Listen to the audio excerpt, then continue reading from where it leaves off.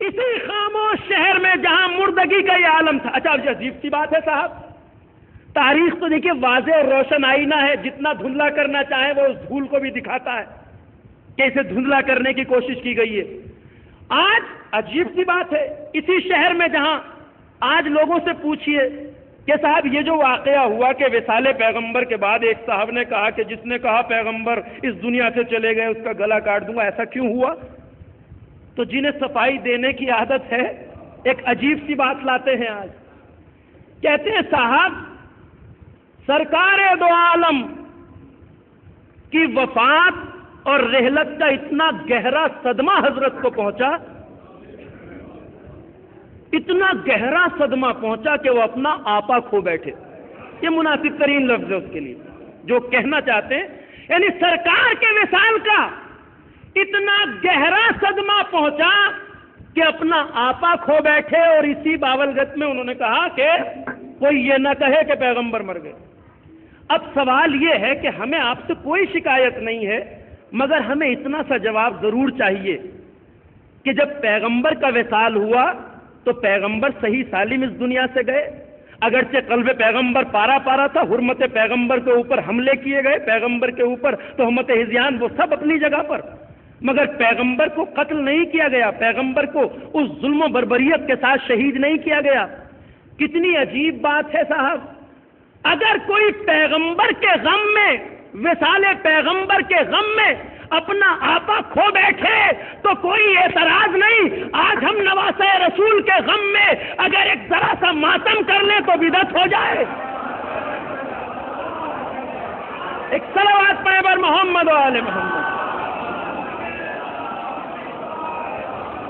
کی بات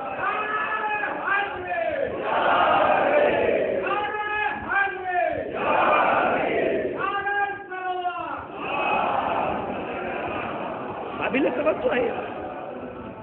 اب میں عرض یہ کرنا چاہتا ہوں، جو منظر میں نے آپ کے سامنے رکھا ہے وہ اس لیے کہ مدینہ اتنا مردہ ہو گیا تھا، اور یہ مردگی بے وجہ نہیں تھی. قسم خدا کی جتنی خرابیاں آج کے دور میں آپ دامن اسلام میں دیکھ رہے ہیں، اگر صحیح طور پہ تاریخ کا مطالعہ کیا جائے تو آپ کو یہ ساری خرابیاں پیغمبر کے بعد نظر آئیں گی. شہر مدینہ میں جو اپنے نظریے سے متفق نہیں تھے ان کے اوپر ارتداد کا ٹھپا لگا کر کھلے عام قتل کیا گیا. جو متفق نہیں تھے کھلے عام ارتداد، دین سے خارج ہو گئے. مالک ابن نویرہ، اسی شہر میں کیا کیا جنایتیں ہوئی ہیں میں ان کا سب کا ذکر بھی نہیں کر سکتا. وہ اصحاب پیغمبر جنہیں بے دردی سے پیٹا گیا، ایک دو دن میں تھوڑی مدینہ خاموش ہو گیا. مدینے کو خاموش کیا گیا ہے، خاموش خود نہیں ہو گیا. یہ بہادروں کی تلواریں یوں ہی بند نہیں ہو گئی، یہ مدینے والے یوں ہی بزدل نہیں ہو گئے. ان کے سامنے وہ نمونے رکھے گئے، بے دردی اور قساوت کے وہ نمونے جن کا تذکرہ تاریخ میں. صحابی رسول فجاء کو مسجد النبی میں مسلح سے گھسیٹ کر کھینچا گیا مسجد سے باہر اور آگ میں زندہ جلا دیا گیا، جس کے بارے میں عمر کے آخری حصے تک یہ کہتے رہے کہ کاش کاش میں نے فجاء کو زندہ نہ جلایا ہوتا. اب مسجد سے کسی مسلمان کو مسجد سے گھسیٹ کے اگر قتل کیا جائے، اور آج آپ دیکھ رہے ہیں مسجدوں میں، امام باڑوں میں خون بہتا ہوا، تو یہ آج کی تھوڑا ہی ہے، یہ تو اسی خط انحراف کا نتیجہ ہے، اسی خط انحراف کا نتیجہ ہے. شہر مدینہ میں پہلی بار مالک ابن نویرہ، جنہوں نے یہ کہا کہ میں بعد پیغمبر اسی کو وسیع رسول مانتا ہوں جسے پیغمبر نے ذوالشیرہ سے لے کے غدیر تک بتایا. کس طرح قتل کیے گئے مالک ابن نویرہ؟ آپ سب تاریخ کو جانتے ہیں. خالد ابن ولید گئے کہ ہم تم سے جنگ نہیں کرنا چاہتے، دھوکہ دیا گیا، مالک کو قتل کیا گیا. اسی رات بے حیائی اور بے شرمی کے ساتھ ان کی زوجہ کے ساتھ زیادتی کی گئی. تاریخ کے وہ دردناک پہلو ہیں جسے مسلمان سنتا ہے تو حیرت کے سمندر میں غرق ہو جاتا ہے. ایک مسلمان جو احترام علی کو برقرار رکھے ہوئے تھے، جو حق علی کا اعتراف کر رہا تھا، قتل کیا ان کے 12 بیٹوں کے ساتھ. مدینہ وہ شہر ہے جس میں تاریخ اسلامی میں پہلی بار حضرت مالک ابن نویرہ اور ان کے 12 بیٹوں کے سروں کو نیزوں کی انی پہ رکھ کے گھمایا گیا۔ اگر آج مسلمانوں کے خون سے ہولی کھیلی جا رہی ہے، مسلمانوں کے خون سے اگر فٹ بال کھیلی جا رہی ہے سیریا اور بحرین میں، تو یہ آج کی چیزیں نہیں ہیں، ان کی بنیادیں سب وہیں سے ہیں۔ مالک ابن تاریخ گواہ ہے اس میں تو، اور یہ وہ چیز ہے جس کا کوئی انکار نہیں کر سکتا۔ سعد ابن عبادہ قبیلہ انصار کے سربراہ علی اعلان اعتراض کیا، رات کے اندھیرے میں خالد ابن ولید نے تیر مار کے قتل کر دیا، صبح لاش پڑی ہوئی ملی، فیصلہ آیا دستگاہ خلافت کے پاس، کس نے قتل کیا، قاتل کو تلاش کیا جائے، تو دستگاہ خلافت کا پہلا غلط فیصلہ آیا کہ سعد ابن عبادہ جیسے پاکیزہ صحابی کو رات میں جن مار گئے، فائل کلوز۔ بہت جنایتیں ہوئی ہیں مدینے میں، حباب ابن منذر کو قتل کیا گیا، کتنے اصحاب پیغمبر ہیں جنہیں مقداد ابن اسود کو پیٹا گیا مسجد رسول میں، مسجد رسول سے پورا بدن خون میں لت پت تھا جب جناب مقداد کو مسجد سے باہر لے گیا گیا۔ جناب سلمان فارسی کو مارنے کا ارادہ تھا، مولا متقیان نے بچایا۔ مدینہ یوں ہی خاموش نہیں ہو گیا، مدینے کو خاموش کیا گیا۔ اب آئیے میں کیا کہنا چاہتا ہوں، جس شہر میں ہر طرف خاموشی ہو، بہادروں کی تلواریں کند ہو چکی ہوں، مجاہدوں کے ولولے ٹھنڈے پڑ چکے ہوں، جوش و جذبات ٹھنڈے پڑ چکے ہوں، وہاں اگر کوئی آواز مسلسل علی کی ولایت کا اعلان کر رہی ہو تو وہ آواز کتنی دشوار ہوگی ان لوگوں کے لیے سننا۔ اور سارے فاطمہ پہ ظلم جو ہوئے اس کی بنیاد یہ تھی کہ سب چپ ہو گئے مگر رسول کی بیٹی چپ نہیں ہوئی، فاطمہ خاموش نہیں ہوئی، کیونکہ فاطمہ اس خط انحراف کو پہچان نہیں تھی۔ ذرا سی باریکی سے بات کہوں گا، ذرا سا دھیان دیجیے گا، اس لیے کہ جب کوئی واقعہ ہوتا ہے تو اس کی جب بنیادیں رکھی جاتی ہے تب ہر ایک کو احساس نہیں ہوتا کہ کل کیا خرابی ہونے والی ہے۔ جو صاحب نظر ہوتے ہیں، جو گہرائی سے دیکھ، مسلمانوں میں ایک بہت بڑا طبقہ وہ تھا جو تازہ مسلمان ہوا تھا، انہیں کوئی زیادہ گہری معلومات نہیں تھی دین کے بارے میں کہ کیا ہو رہا ہے، ان کے لیے کوئی فرق نہیں پڑتا تھا کہ خلافت پیغمبر علی کو ملے یا کوئی اور لے اڑے، ان کے لیے کوئی بات نہیں تھی۔ ایک طبقہ وہ تھا جو جانتا تھا مگر بزدلی اختیار کر لی، ایک طبقہ وہ تھا کہ جو حقائق کو جانتا بھی تھا اور اس سے مقابلے کے لیے آمادہ اور تیار بھی تھا، مگر ان کی تعداد انگوش شمار سے زیادہ نہیں تھی، وہ کچھ کر نہیں سکتے تھے مدینے میں، اس لیے وہ مظالم ہوئے۔ اب آئیے ذرا سا اس منظر کو دیکھیے گا کہ اتنے مظالم ہوئے، خط انحراف جو رکھا جا رہا تھا اس کو زہرا بہتر پہچان نہیں تھی۔ اللہ نے اطاعت کا ایک سلسلہ رکھا، صاحبان ایمان اطاعت کرو اللہ کی، اطاعت کرو اس کے رسول کی، اطاعت کرو صاحبان امر کی۔ اللہ حکومت کے لیے زمین پہ نہیں آئے گا، پیغمبر واجب الاتباع، پیغمبر کے بعد سلسلہ حکومت اسلامی کون چلائے گا؟ ولی امر۔ تیسری شخص سے بغاوت کی گئی، لوگوں نے کہا کہ ہم نے جو مسلمان جس کو منتخب کر لیں وہ ولی امر مسلمین ہے۔ ہم نے کہا ٹھیک ہے، ہم نے مانا، کہاں تک؟ کچھ نے کہا خلافت راشدہ تک، بس 4 یہ ہم نے، اس کے بعد جو قیامت تک مسلمان آئیں گے ان کا ولی امر کون ہوگا؟ تو بعض نے کہا کہ بعد میں آنے والے خلیفہ کا، کون؟ بنی عباس بنی امیہ تک۔ ایک عجیب سلسلہ ہے، جہاں بات حق و صداقت کی روشنی میں چلتی ہے وہاں اصول پہلے ہوتے ہیں، اس پہ عمل کیا جاتا ہے، لیکن جہاں گھڑا جاتا ہے راستہ وہاں عمل ہوتا جاتا ہے، قانون بنتے جاتے ہیں۔ تو ہم نے کہا صاحب اللہ نے، اگر کسی نے رسول اللہ نے اپنے بعد خلیفہ معین نہیں کیا تو کیا طریقہ ہے خلافت کو معین کرنے کا؟ کہ صاحب نہ رسول اللہ کو حق نہ اللہ کو حق، لوگ جسے بنا لیں۔ ہم نے کہا چلیے ایک قانون بن گیا، لوگ جسے بنا لیں، بات تسلیم ہو گئی، ایک اصول بنا، لوگ جسے بنا لیں، لیکن یہ اصول دوسرے نمبر پہ ہی ٹوٹ گیا۔ ہم نے کہا یہ خود کیوں بنا گئے؟ کہ صاحب یہ بھی اسلام کا قاعدہ ہے کہ پہلا دوسرے کو بنا سکتا ہے۔ یعنی کتنے تعجب کی بات، جو حق رسول کو نہیں دیا گیا وہ بڑی آسانی سے یہاں دینے کے لیے تیار، انہیں فکر ہے اپنے بات بنا سکتے۔ ہم نے کہا چلیے پہلا دوسرے کو بنا دے، دو طریقے ہو گئے کہ یا تو لوگ بنا لیں یا پہلے والا دوسرے کو بنا دے، لیکن یہ تیسرے نمبر پہ ختم ہو گیا۔ وہ صاحب 4 5 6 آدمی کے نام دے گئے جسے شورا کہتے ہیں، ان 6 میں سے جو ایک کو بنا لے۔ کہ صاحب یہ بھی ایک طریقہ ہے، جو ہوتا جاتا ہے وہ طریقہ شریعت بنتا جاتا ہے، یہ بھی ایک طریقہ ہے کہ لوگ اپنے آپ میں سے جسے بنا لیں۔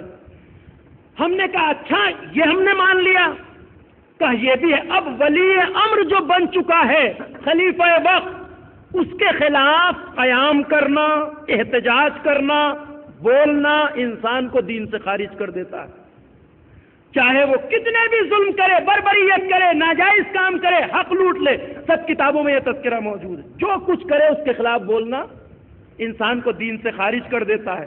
اب دیکھیے آپ کتنا لطیف ہوتا ہے یہ سلسلہ جو بنتا جاتا ہے۔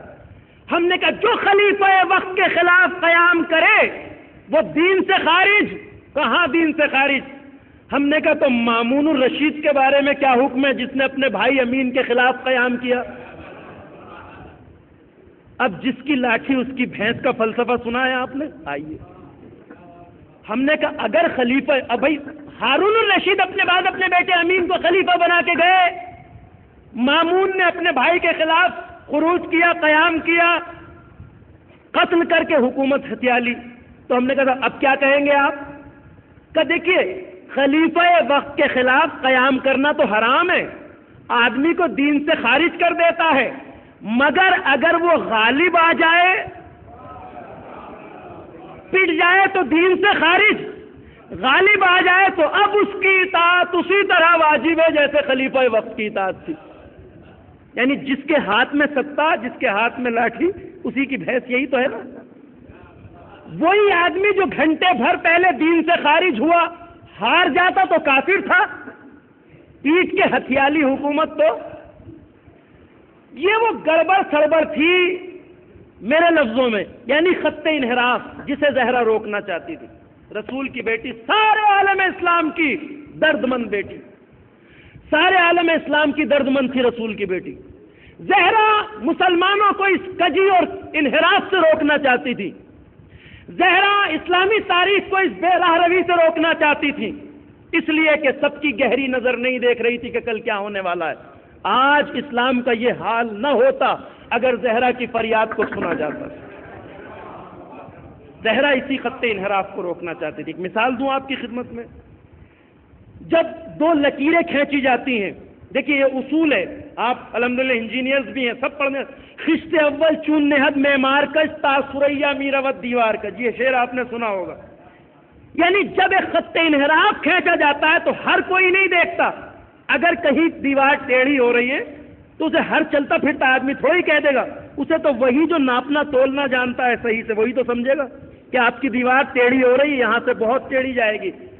ایک خط ایک لائن جو سیدھی کھینچی ہوئی ہے، اگر اس کے برابر میں دوسری لائن کھینچی جائے تو اگر جہاں سے لکیر کھینچی جا رہی ہے اس میں بال برابر بھی ٹیڑھا پن نہیں ہے تو اسے آپ ہزاروں میل تک کھینچے لے جائیے، ان دونوں لکیروں میں کوئی فاصلہ نہیں ہوگا۔ مگر جہاں سے لکیر شروع کر رہے ہیں، اگر دوسری لکیر میں بال کی برابر بھی ٹیڑھا پن ہے جسے ہر کوئی نہیں دیکھ سکتا، اور وہاں سے اس ٹیڑھے پن کو نہ روکا گیا تو یہ لکیریں چلتے چلتے جب بڑھتی جائیں گی تو یہ دوسری ٹیڑھی لکیر اصلی لکیر سے اتنا دور نکل جائے گی کہ بعد المشرقین کا فاصلہ ہو جائے گا۔ زہرا اسی انحراف کو روکنا چاہتی تھی۔ لوگوں کو یہ نظر نہیں آیا کہ سقیفہ میں کیا ہو رہا ہے، مگر فاطمہ جانتی تھی، اور اس خط انحراف کا نتیجہ صرف 50 سال میں آیا۔ وہ دین جو قیامت تک ہدایت کی ذمہ دار بن کے آیا تھا اسی مسند خلافت اسلامی پر، جنہیں ٹیڑھا پن سقیفہ سے نظر نہیں آیا، ایک 50 سال میں یہ لکیر اتنی ٹیڑھی ہو گئی کہ مسند رسول پر یزید جیسا حاکم آ کے بیٹھ گیا۔ کہاں رسول کا کردار، کہاں یزید کا کردار۔ یزید 1-2 دن کا نتیجہ نہیں تھا، یزید کوئی خود ہی تھوڑی آ گیا مسند خلافت اسلامی پر، یہ اسی ٹیڑھے پن کا نتیجہ تھا جسے رسول کی بیٹی روکنا چاہتی تھی، یہ اسی خط انحراف کا نتیجہ تھا جسے زہرا روکنا چاہتی۔ جس کے لیے فاطمہ نے فریادیں بلند کی، جس کے لیے فاطمہ نے آواز احتجاج بلند، یہ وہی ٹیڑھا پن تھا۔ یزید ایسا بد کردار آ گیا اسی مسند خلاف۔ اگر راستہ صحیح ہوتا تو ایسے بدکار نہ آتے، لیکن یزید آ گیا جس نے پیغمبر کی مسند پہ بیٹھ کے شراب کے نشے میں مست ہو کے کہتا ہے لیبت ہاشم بالملک فلا خبر جا ولا وحی نزل۔ یہ تو بنی ہاشم نے ایک ڈھونگ رچا تھا حکومت ہتھیانے کے لیے، نہ تو اللہ کی طرف سے کوئی وحی آئی نہ کوئی رسول آیا، اسی مسند خلافت اسلامی پر اسی ٹیڑھے پن کو روکنا چاہتی تھی رسول کی لاڈلی، جانتی تھی کتنا خون بہے گا۔ کاش میرے پاس وقت ہوتا ان خطبات کی تشریح کا جو زہرا اطہر نے دیے ہیں۔ اصحاب و انصار کی عورتیں جب زہرا کی عیادت کے لیے آتی تھی تو فاطمہ کہتی تھی کہ جس پہ تم نے آج خاموشی اختیار کی ہے، اس خون سے جو برسات ہوگی ظلم و بربریت کی، وہ ننگی تلواریں جو اس انحراف کے نتیجے میں اٹھیں گی کل تمہارے گھروں کو اس طرح برباد کر دیں گی، اتنا خون بہے گا کہ تمہاری لاشیں اس خون میں تیرتی نظر آئیں گی۔ یہ فاطمہ نے اصحاب و انصار کی عورتوں سے کہا۔ جب تمہارے مرد نہیں سننا چاہتے تو سنو، تم سے بتاتی ہوں۔ الا فی الفتنۃ قد سقطوا، تم نے اس لیے خلافت کو ہتھیایا کہ کوئی رسول کا نائب نہیں ہو تو ہم فتنے میں پڑ جائیں گے۔ دلیل یہ دی، یہ وہ خطبہ ہے جو شہزادی نے دربار میں دیا۔ الا فی الفتنۃ، تم فتنے میں پڑ چکے ہو، یہ مت سمجھو تم نے فتنے سے اپنے آپ کو بچا لیا۔ اب ذرا سا میں بات طولانی نہ ہو جائے، اس خط انحراف کو روکنا چاہتی تھی زہرا، جو 50 سال میں دین کو اتنی دور لے گیا کہ اتنی مقدس خلافت کی مسند پہ یزید جیسا آ گیا۔ اور یزید جیسا ہی نہیں، یزید تو 50 سال بعد آیا ہے صاحب، اس کے نتیجے بدترین نتیجے تو 30 سال 35 سال میں نظر آ گئے۔ مولا کی خلافت کا دور 35 ہجری ہے، اس سے پہلے ہی یہ عالم ہوا مسلمانوں کی اس مدینے والی خاموشی کا نتیجہ کہ شہر کوفہ میں کوفے کا گورنر مسلمانوں کو شراب کے نشے میں صبح کی نماز 2 کی بجائے 4 پڑھا کے پلٹ کے پوچھتا ہے کہ کچھ کم رہ گئی ہو تو اور پڑھا دوں۔ کس دور کی بات ہے؟ مولا کی خلافت سے پہلے کی بات ہے۔ یہ گورنر تھے خلافت ثالثہ میں، ولید ابن عقبہ۔ توجہ فرما رہے ہیں؟ کسی خطیب نے کیا اچھی بات کہی ہے، ہمیں تعجب اس شرابی پہ نہیں ہے جس نے صبح کی 2 کی بجائے 4 پڑھا دی، تعجب ان پڑھنے والوں پہ ہے جنہوں نے پڑھ لی۔ ہے نہیں قابل ہو؟ ولید ابن، رات میں جو شراب چڑھائی تھی حاکم نے، اس کا خمار صبح تک نہیں اترا تھا۔ 4 رکعت پڑھائی ولید ابن عقبہ نے اور پیچھے پلٹ کے مسلمانوں سے کہتا کہو تو اور پڑھا دوں، میں آج موڈ میں ہوں، کچھ کم رہ گئی ہے تو اور پڑھا دوں مسلمانوں۔ کب کی بات ہے؟ یزید سے پہلے کی نا۔ اسلام کا یہ حال ہو گیا اسی انحراف کے نتیجے میں جسے زہرا روکنا چاہتی تھی۔ یہ بھی یزید سے پہلے کی بات ہے کہ ایک جنگ صفین کے لیے لشکر تیار ہے شام سے کوچ کرنے کے لیے، 35 ہجری کے آس پاس کا واقعہ ہے، 50 ہجری میں یزید آیا۔ ساری خرابی یزید نہیں، اس سے پہلے آ چکی تھی ٹیڑھا پن۔ لشکر تیار ہے، فوج آمادہ ہے جنگ صفین میں جانے کے لیے۔ تاریخ کہتی ہے بدھ کا دن تھا، نمازی اتنے پکے تھے کہ کہا امیر، ایک میسج پہنچوایا، امیر ہم جانے کے لیے تو تیار ہیں، علی سے لڑنے کے لیے پوری فوجی تیاریاں ہیں، فوج بھی تیار ہے، مگر پرسوں جمعہ ہے، بس کل کی تو بات ہے، ہم جمعہ پڑھ کے جائیں گے، آج کے لفظوں میں جمعہ پڑھ کے جائیں گے۔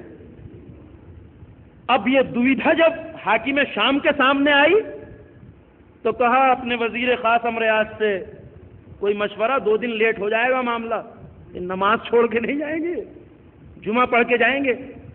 کہا امیر اس میں کون سی بڑی بات ہے، اتنے دنوں سے محنت کر رہے ہو ان پہ، ایک آرڈر دے کے دیکھو، پیغمبر نے جمعے کی نماز جمعے کے دن رکھی ہے، تم کچھ کر کے دیکھو۔ کہ کیا کہ بھائی مسلمانوں جمعہ ہی تو پڑھنا ہے۔ کہاں تو کیا فرق پڑتا ہے، پرسوں کی بجائے آج پڑھ لو۔ اسلامی تاریخ گواہ ہے کہ پہلی بار شام میں جمعے کی نماز بدھ کو پڑھائی گئی۔ یہ اسی خط انحراف کا نتیجہ تھا جس کے لیے فاطمہ فریاد کر رہی تھی، جس کے لیے فاطمہ فریاد کر رہی تھی۔ قسم خدا کی دل پھٹ جاتا ہے اسلامی تاریخ کی حالت کو دیکھ کے. شرابی نماز پڑھاتا ہے, جمعے کی نماز بدھ کو پڑھ لی جاتی ہے. کہتے ہیں کہ ایک دن امیر شام نے کہا عمرو عاص سے, میں یہ دیکھنا چاہتا ہوں کہ ہماری مملکت میں شریعت محمد کے مقابل ہماری کتنی چلنے لگی ہے. کوئی مشکل کام نہیں ہے, آزما کے دیکھ لیں.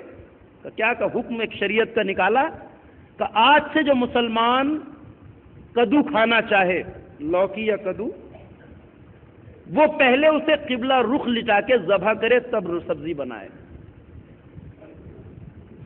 یہ تاریخ جا کے دیکھیے. مولا اپنے سرحدی علاقے پر گشت پر نکلے ہوئے تھے کہ یکایک ایک بوڑھے شامی کو دیکھا, ریش سفید بوڑھا شامی, کندھے پہ ایک بڑا سا کدو رکھے ہوئے, ہاتھ میں چھرا ہے. مولا نے کہا کہ کیا ارادہ ہے؟ تو آپ کو نہیں پتا شریعت کا حکم ہے کہ جب بھی کدو کو کاٹے پہلے اسے قبلہ رخ لٹا کے ذبح کرو. میں یہی کرنے جا رہا ہوں. اب دنیا ہم سے پوچھتی ہے کربلا نے کیا دیا؟ یا تو جدہ روکنا چاہتی تھی ماں حسین کی, یا پھر کربلا میں حسین کو قربانیاں دینا پڑی. نتیجہ جانتے ہیں؟ اگر یہ سلسلہ وہاں رک جاتا, قتل حسین کے بارے میں کسی باشعور شاعر نے یہ بالکل صحیح کہا ہے کہ کربلا میں تو میری لاش پڑی ہے, ورنہ واقعہ یہ ہے کہ مقتل ہے ثقیفہ میرا. اگر وہ انحراف نہ ہوتا تو کربلا نہ ہوتی. آج دنیا سوال کرتی ہے کربلا نے کیا دیا بشریت کو؟ کربلا نے کیا کیا؟ میں نے کہا کربلا نے دین کو بچایا, کربلا نے مذہب کو بچایا, کربلا نے شریعت محمدی کو بچایا. کربلا کا سب سے بڑا احسان یہ ہے کہ 60 ہجری تک آتے آتے جو حالت اسلام کی ہو گئی تھی کہ شرابی مسلح عبادت پہ تھا, جمعے کی نماز بدھ کو پڑھا گئی. اگر کربلا کے احسانات کو دیکھنا ہے تو سارے ملت اسلامیہ پر, سارے فرقوں پر, سارے مسلمانوں پر اگر اسلام کے احسان, اگر کربلا کے احسان کو دیکھنا ہے تو بس اتنا دیکھ لو, کربلا کا سارے عالم اسلام پر یہ بھی احسان ہے کہ کربلا سے پہلے مسلمانوں نے شرابی کے پیچھے نماز بھی پڑھی, جمعے کی نماز بدھ کو بھی پڑھی. مگر کربلا کے بعد اب 1400 سال گزر گئے, وہاں 50 سال میں یہ حال تھا, آج 1400 سال کوئی شرابی مسلمانوں کی مسجد میں آ نہیں سکتا, کوئی مسلمان بدھ کو جمعے کی نماز پڑھ نہیں سکتا.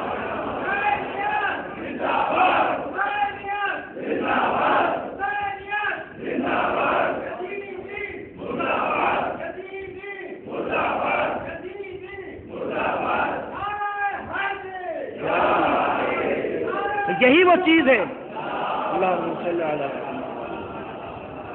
جسے زہرا روکنا چاہتی تھی. اسی خط انحراف کو اگر روکنے میں کامیابی مل جاتی, اگر لوگ زہرا کا ساتھ دیتے, اگر فریاد کو سنا جاتا, اگر حق ولایت کا احترام کیا جاتا, تو دامن اسلام ان مشکلات اور مصائب کو نہ دیکھتا. 50 سال کے اندر اندر پیغمبر کے بعد 50 سال کے اندر اندر اتنی گھپلے بازیاں حیرت کی بات نہیں ہے. جسے قیامت تک رہنا ہے جس دین کو, اس میں اتنی دھاندلیاں, اتنی خرابیاں کیسے درائیں؟ صرف اسی چیز کو روکنا چاہتی تھی. یہ اپنے شوہر کے حق کی جنگ نہیں تھی, یہ اس ولایت الہیہ کے دفاع کی جنگ تھی. زہرا خاموش نہیں بیٹھی. صاحبان عرفان نے کہا ہے عزاداروں کہ اگر کوئی انسان دعا کرنا چاہتا ہے اور وہ دعا فاطمہ زہرا کے حق کے واسطے سے کرے تو اللہ کی بارگاہ میں وہ دعا رد نہیں ہوتی, کیونکہ عظمت سیدہ کو ہر کوئی سمجھ نہیں سکتا. صاحبان عرفان ایک دعا پڑھتے ہیں, الہی بحق زہرا و ابیہا و بالہا و بنیہا, اور اس کے ساتھ ایک فقرہ ہے والسر المستودع فیہا, پروردگار تجھے فاطمہ زہرا کا واسطہ, ان کے پدر گرامی کا واسطہ, ابیہا و بالہا ان کے شوہر نامدار کا واسطہ, و بنیہا اور ان کے بچوں کا واسطہ. ان واسطوں کے بعد ایک جملہ آتا ہے جس تک میں آپ کو لانا چاہتا ہوں. میں آپ سے ایک بات اور کرنا چاہوں گا, صرف والسر المستودع فیہا, فاطمہ کا واسطہ, ان کے بابا کا واسطہ, ان کے شوہر کا واسطہ, ان کے بچوں کا واسطہ, اور رب کریم تجھے اس راز کا واسطہ جو تو نے فاطمہ کی ذات میں رکھا ہے. اس راز کو ہر کسی کی عقل نہیں سمجھ سکتی، ہم درک نہیں کر سکتے۔ فاطمہ راز الہی ہیں، فاطمہ سر الہی ہیں، فاطمہ سر الہی ہیں۔ میں کیسے عرض کروں آپ کی خدمت میں؟ یہاں سادات موجود ہیں، چاہنے والے موجود ہیں، اگر میں اپنی بات کو پہنچا سکا، آپ کو جہاں جہاں گریے کو دل چاہے آپ رو سکتے ہیں، یہ مصائب بھی ہیں اور ذکر ہے مظلومیت کا بھی۔ فاطمہ راز الہی ہیں، سر الہی ہیں، اور میں آپ کی خدمت میں ایک بات کی طرف اشارہ کرنا چاہتا ہوں، جو درد مند دل ہے بات کو سمجھیں گے۔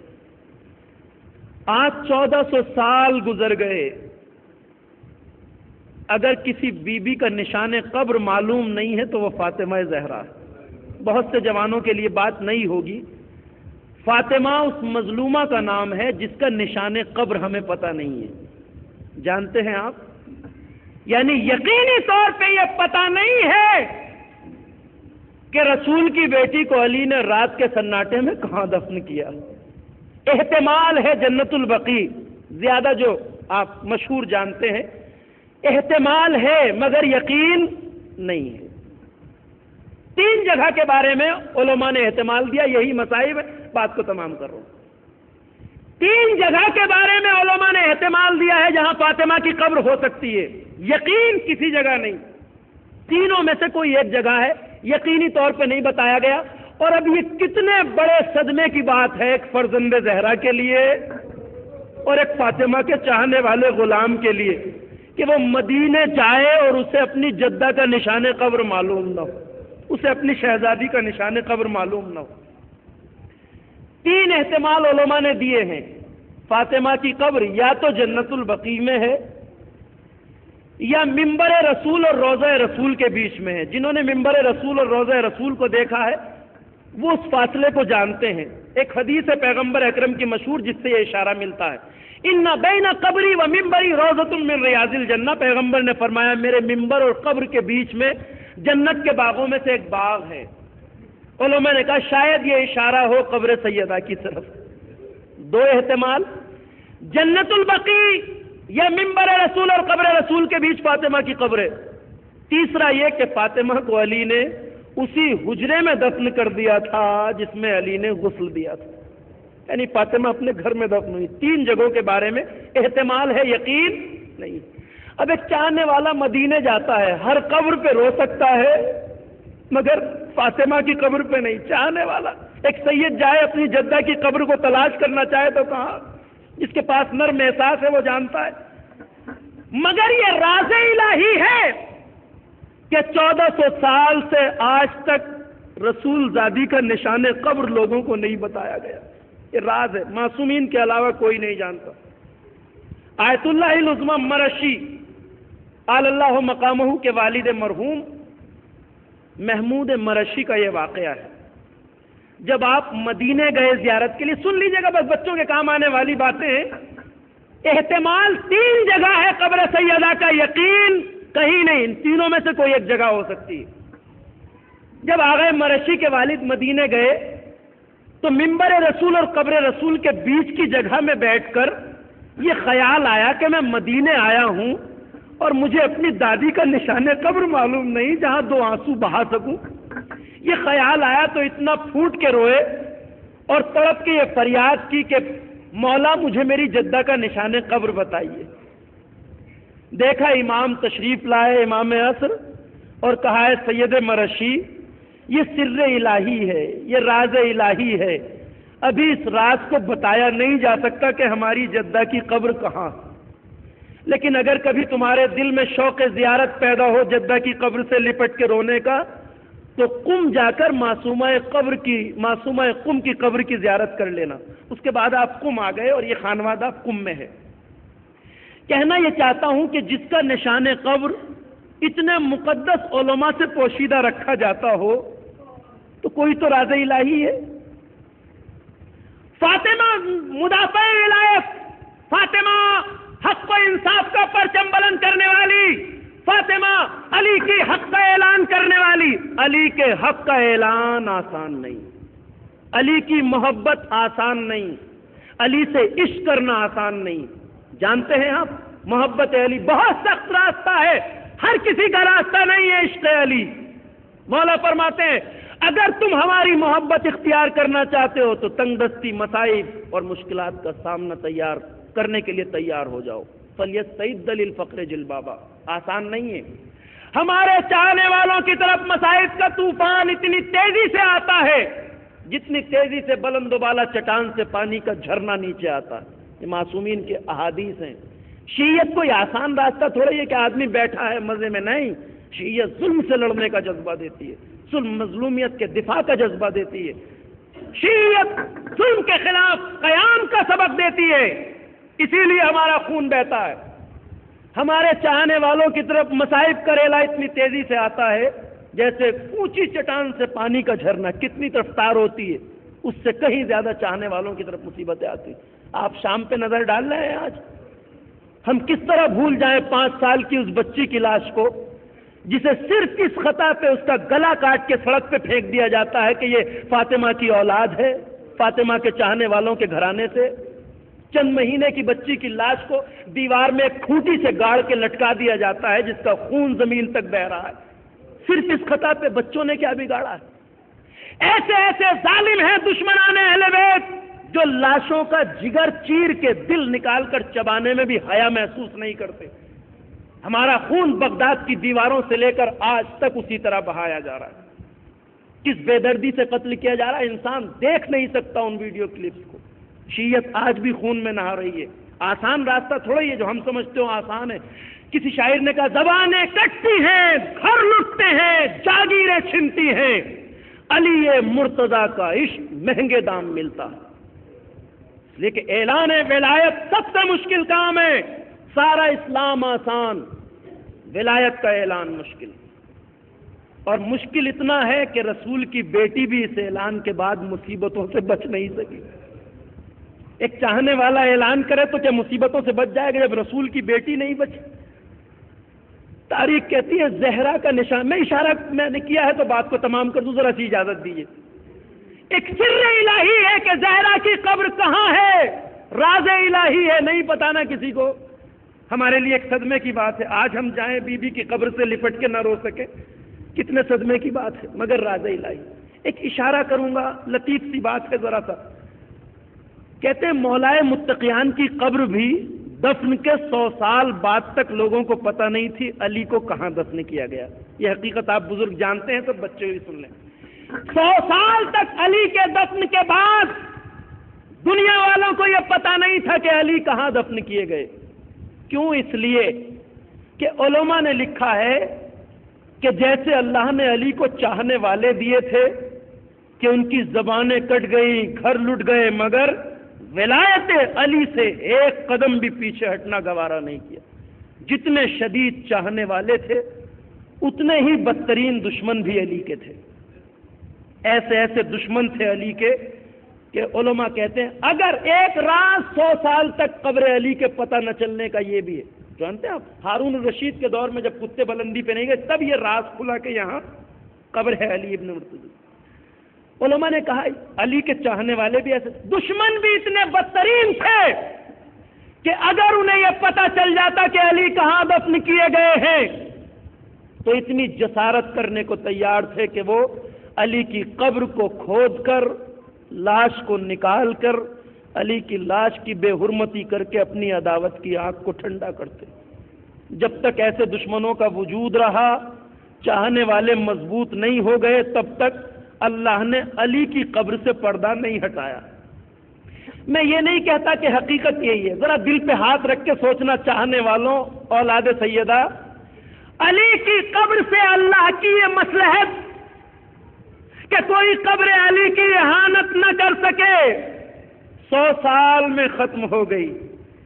اگر یہی راز فاطمہ کی قبر کے ساتھ ہو تو سوچنے کی بات ہے کہ آج تک اللہ کی مصلحت کا تقاضا یہ ہے کہ فاطمہ کی قبر کا نشان کسی کو پتہ نہ چلے، تاکہ اس عصمت کبریٰ کی کوئی توہین نہ کر سکے قبر فاطمہ کی۔ بس عزاداروں، مدینہ تھا، خاموش مدینہ، زہرا کا دروازہ تھا، علی کے حق کے لیے اتنی آواز زہرا نے اٹھائی، کہ بدن شکستہ تھا زہرا کا، 18 سال کی عمر میں جو بی بی عصا لے کے چلتی ہو، ایسی زخمی حالت میں بھی زہرا خاموش نہیں بیٹھی۔ روایتیں کہتی ہیں علی سے ہمیشہ فرمائش کرتی تھی، یا علی مجھے اصحاب و انصار کے دروازوں پہ لے چلو تاکہ میں ان لوگوں سے حجت تمام کر سکوں۔ علی کہتے تھے بنت رسول آپ کا بدن زخمی ہے، چلنے کی حالت نہیں ہے۔ کہا نہیں علی، فاطمہ خاموش نہیں بیٹھ سکتی۔ تو روایتیں کہتی ہیں مولا رات کے سناٹے میں اکثر زہرائے اطہر کا بازو پکڑ کے یا سواری پہ بٹھا کے رات کو اصحاب و انصار کے دروازے پہ لے جاتے تھے۔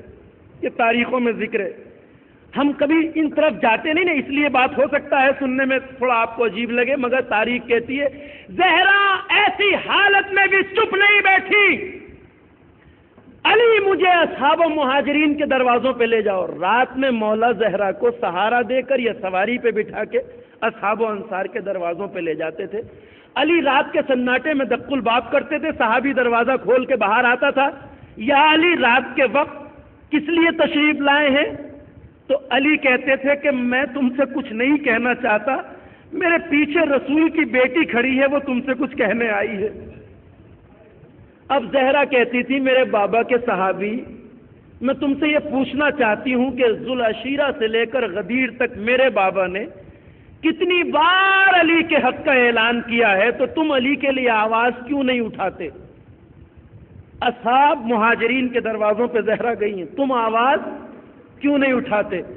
تو فاطمہ کو ایک جواب دیا جاتا تھا، زہرا اب بات نکل چکی ہے، وقت گزر چکا ہے، اب ہم کچھ نہیں کر سکتے، اب ہم کچھ، اتنا بزدل تھا مدینہ کہ اب ہم کچھ نہیں کہہ سکتے۔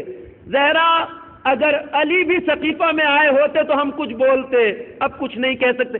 یہ کہہ کے جب صحابی دروازہ بند کرنے لگتا تھا نا، تو رسول کی بیٹی کہتی تھی تجھے میرے بابا کے حق کا واسطہ ذرا ایک لمحے کے لیے ٹھہر جا۔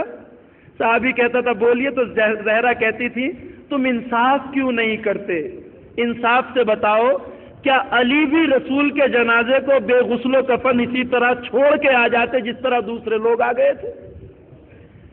یہی وجہ تھی، بس یہ جرم تھا ظلم کی نظر میں سیدہ کا، اسی لیے دروازے پر آگ اور لکڑی لے کے آئے۔ آپ سوچ رہے ہوں گے کہ زہرا کے گھر پہ جب آگ اور لکڑی لائے لوگ تو کوئی دیکھ نہیں رہا تھا، ایسا نہیں ہے۔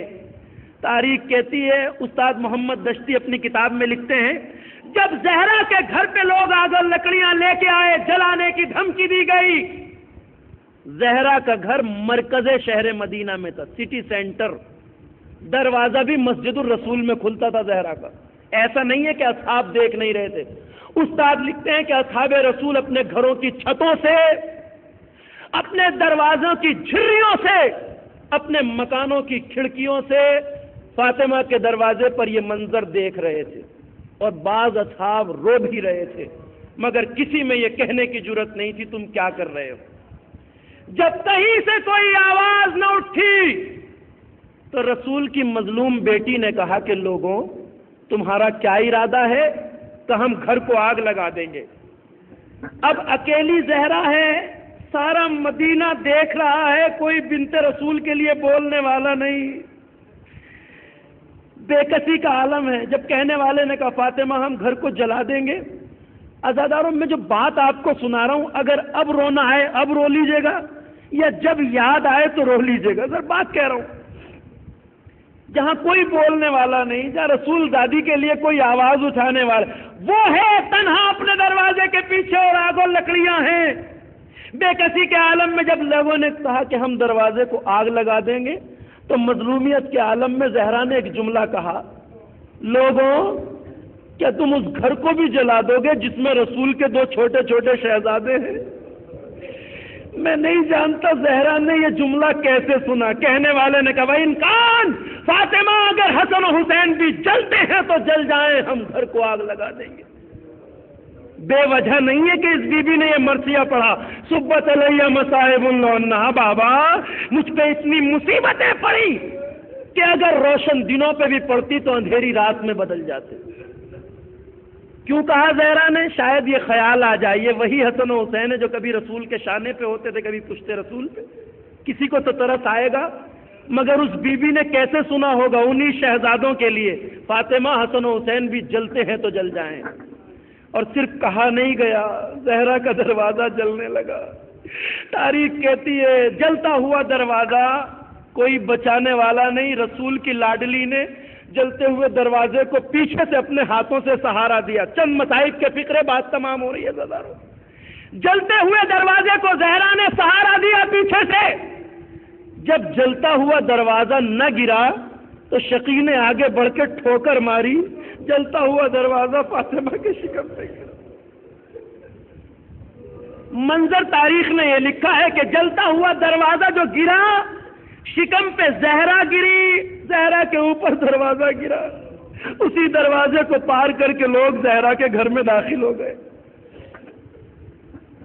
پسلیاں ٹوٹ گئیں فاطمہ کی، شکم میں محسن شہید ہو گیا اور لوگ زہرا کے گھر میں داخل ہو گئے. کوئی انسان ایسی عورت کی تکلیف کا اندازہ لگا سکتا ہے جس کا بچہ شکم میں مار دیا گیا ہو، جس کی پسلیاں ٹوٹ گئی ہوں، زہرا بے ہوش ہو گئی. تاریخ لکھتی ہے کہ زہرا بے ہوش ہو گئی، مگر جب ہوش آیا تو ایک ایسا دردناک منظر فاطمہ نے دیکھا کہ فاطمہ اپنے بچے کا دکھ بھی بھول گئی، پسلیوں کی تکلیف بھی. دیکھا علی کی گردن میں رسی کا پھندا ہے، لوگ علی کو گھسیٹے لے جا رہے ہیں. ٹوٹی ہوئی پسلیوں کو رسول کی لاڈلی نے سنوارا اور ایک ہاتھ پسلیوں پہ تھا، آگے بڑھ کے دوسرا ہاتھ علی کے بندے قبر پہ ڈالا، کہا لوگوں علی کو چھوڑ دو ورنہ میں سر کے بال کھول دوں گی. اب جو فاطمہ نے اتنا کہا تو تاریخ کہتی ہے کہ مسجد الرسول کی پتھریلی دیواریں بلند ہو گئیں. دیواروں کو بلند دیکھا تو خوف کے عالم میں لوگوں نے علی کو چھوڑ دیا. فاطمہ اسی تکلیف کے ساتھ جیتی رہی. معتبر روایات نے کہا 75 دن رسول کے بعد فاطمہ زندہ رہی.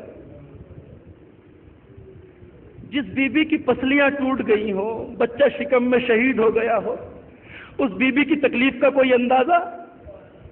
ایک عجیب سی بات ہے، علی نے جب زہرا کو دفن کیا تو ایک فریاد کی، یا رسول اللہ علی کو معاف کر دینا، جو امانت آپ نے صحیح سالم میرے حوالے کی تھی اب میں وہ آپ کو واپس دے رہا ہوں، مگر کیا کروں، بدن زخمی ہے، پسلیاں ٹوٹی ہے. اور ایک جملہ کہا، یا رسول اللہ فاحف السلام، زہرا سے سوال کرنا کہ اس کے ساتھ کیا گزری، پوچھنا اور ہے کہ یا رسول اللہ زہرا سے قریب کے پوچھنا کہ تمہارے ساتھ کیا گزری. اس کا مطلب یہ ہے کہ زہرا اپنے اوپر گزرے ہوئے مظالم کو نہ علی سے بتانے میں کامیاب ہوئی، نہ خود پیغمبر کو بتانا چاہتی تھی، اپنے اور اپنے اللہ کے بیچ. پوچھئے گا شکستہ پسلیاں. اور اب ایک دن وہ آیا کہ جب 2 شہزادے گھر سے دوڑتے ہوئے آئے مسجد میں اور بابا کو ایک خبر سنائی، بابا آج ہم یتیم ہو گئے. تاریخ کہتی ہے جب زہرا کی خبر شہادت حسن و حسین نے علی کو سنائی تو فاتح بدر حنین جیسا سورما علی، ایسا خبر کا اثر ہوا زہرا کی شہادت کا کہ فاتح خیبر غش کھا کے زمین مسجد سے گر گیا. کیوں؟ جس لیے کہ اس شہر میں تنہا اگر کوئی مونس و غمخوار تھا علی کا تو وہ فاطمہ. کیسا شہر ہو گیا تھا؟ ایک دن اسی فاطمہ نے پوچھا تھا، علی میں نے سنا ہے کہ لوگ اب آپ کو سلام نہیں کرتے. تو علی نے کہا تھا، فاطمہ آپ نے یہ سنا ہے کہ لوگ سلام نہیں کرتے، اب حالت یہ ہے کہ میں سلام کرتا ہوں لوگ جواب نہیں دیتے. ایسے شہر میں ایسی مونس و غمخوار کا چلے جانا، ایسا اثر ہوا علی پہ کہ غش کھا کے زمین پہ گر گئے. پانی کا چھڑکاؤ کیا گیا، علی ہوش میں آئے، گھر میں تشریف لائے. تاریخ کہتی ہے رات کا سناٹا تھا، علی زہرا کو غسل دے رہے تھے. باہر دروازے کے ایک صحابی کھڑا ہے جو بے کسی کے عالم میں سر جھکائے کھڑا ہے. کہتا ہے میں نے اسی اثنا میں علی کو اس طرح چیخ کے روتے ہوئے سنا کہ میں بے چین ہو گیا تھا. بڑے بڑے زخم کھاتے دیکھا تھا علی کو، مگر اس طرح تڑپ کے روتے نہیں دیکھا تھا. آخری مجلس ہے اس شب کی، حق گری آدھا ہو جائے عزادارو. میں بے چین تھا کہ علی اس طرح کیوں تڑپ کے روئے. جب مولا باہر آئے تو میں نے ہاتھوں کو جوڑ کے کہا یا علی، بڑے بڑے زخم کھائے مگر آج ایسا کیا دیکھ لیا کہ اس طرح تڑپ کے روئے؟ تو کہا چاہنے والے نہ پوچھ، کہا نہیں مولا بتائیے۔ کہا سنو، جب میں زہرا کو غسل دے رہا تھا تو غسل دیتے دیتے میرا ہاتھ جب فاطمہ کی پسلیوں پہ آیا تو میں نے دیکھا زہرا کی پسلیاں ٹوٹی ہیں۔ ارے مجھے صدمہ اس بات کا ہوا، اتنے دن گزر گئے مگر فاطمہ نے مجھے کبھی نہیں بتایا علی میری پسلیاں ٹوٹی۔ اجرکم اللہ۔ جنازہ تیار، رات کا سناٹا ہے۔ بے کس علی نے اپنے شہزادوں بچوں سے کہا آؤ ماں کا آخری دیدار کر لو۔ روایت کہتی ہے کہ شہزادہ حسن آگے بڑھے، ماں کا آخری دیدار کیا، خدا حافظ الوداع، پیچھے ہٹ گئے۔ زینب کبریٰ آگے بڑھی، اماں خدا حافظ۔ شہزادی ام کلثوم، علی نے ایک بار بے چین ہو کے نظر دوڑائی، ابھی تک شہزادہ حسین ماں کے دیدار کے لیے نہیں آیا۔ تاریخ کہتی ہے جب سین خانہ میں نظر دوڑائی علی نے تو گھر کے ایک کونے میں دیکھا شہزادہ حسین اپنے سر کو گھٹنوں پہ رکھے بیٹھے ہیں، آہستہ آہستہ رو رہے ہیں۔ علی نے کہا لاڈلے حسین کیا ماں کا دیدار نہیں کرو گے؟ تو کہا بابا دیدار تو کروں گا مگر میں نے زندگی میں ایک اصول رکھا، مجھے نہیں معلوم کب ماں کی طبیعت بہتر ہے کب ماں پریشان ہے، اس لیے میں زندگی میں کبھی بھی ماں کے پاس اس وقت تک نہیں گیا جب تک میری ماں نے مجھے خود نہیں بلایا۔ بس اتنا سننا تھا، بندے کفن ٹوٹے، دونوں ہاتھ بلند ہوئے، آواز آئی آجا میرے حسین، میرے لال، جب تک تم ماں کے سینے سے نہ لگے گا اس ماں کو چین نہ آئے گا۔ بس عزاداروں، رات کے سناٹے میں علی مجھے رات میں غسل دینا، رات میں کفن دینا، رات میں دفن کرنا، رات کا سناٹا تھا، سیاہی شب مدینے کو گھیرے ہوئے تھی۔ چند اصحاب باوفا کے ساتھ زہرا کا جنازہ لے کے علی گھر سے باہر نکلے۔ تاریخ کہتی ہے ابھی جنازہ گھر سے چند قدم آگے بڑھا تھا کہ چند قدم کے بعد علی نے زہرا کے تابوت کے نیچے ایک سیاہ سائے کو چلتے ہوئے دیکھا۔ کہا بیٹا حسن یہ کون ہے تابوت کے ساتھ؟ حسن مصطفیٰ نے ہاتھوں کو جوڑ کے کہا بابا یہ میری بہن زینب کبریٰ ہے جو گھر میں نہیں رہ سکی، ماں کے جنازے کے ساتھ ہے۔ علی نے کہا حسن جنازے کو روکا جائے، شہزادی کو پہلے گھر میں بھیجو۔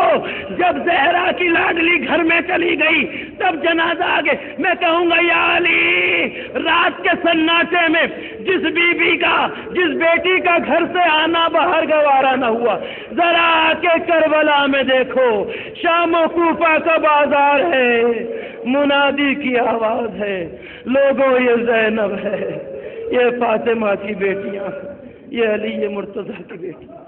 وَسَيَعْلَمُ الَّذِينَ ظَلَمُوا أَيَّ مُنقَلَبٍ يَنقَلِبُونَ إِنَّا لِلَّهِ وَإِنَّا إِلَيْهِ رَاجِعُونَ الہی بحق زہرا و ابیہا و بالہا و بنیہا والسر المستودع فیہا۔ پروردگار تجھے تیری عزت و عظمت و شان کرم کا واسطہ ہمارے ذکر عبادت کو قبول فرما، پالنے والے بندگی و اطاعت کی توفیق عطا فرما، گناہوں سے اجتناب کی توفیق عطا فرما، ہمارے دلوں میں عشق و محبت و معرفت اہل بیت کو زیادہ سے زیادہ فرما۔ رب کریم ہمارا حشر و نشر محمد و آل محمد کے ساتھ ہو۔ پروردگار مقامات مقدسات ابات عالیات بالخصوص روضہ سیدہ زینب سلام اللہ علیہ کی حفاظت فرما، وہاں حفاظت سے معمور نوجوانوں کے عزم و حوصلے میں اضافہ فرما۔ باری الہ تجھے تیری عظمت و جلالت کا واسطہ محبان اہل بیت، عاشقان اہل بیت جہاں جہاں ہیں ان کے جان و مال و عزت و آبرو کی حفاظت فرما۔ رب کریم فرزند زہرا منتقم خون حسین حضرت حجت کے ظہور میں تعجیل فرما، ہمیں اس لائق بنا کہ ہم اپنے امام کے ناصرین میں شامل ہوں۔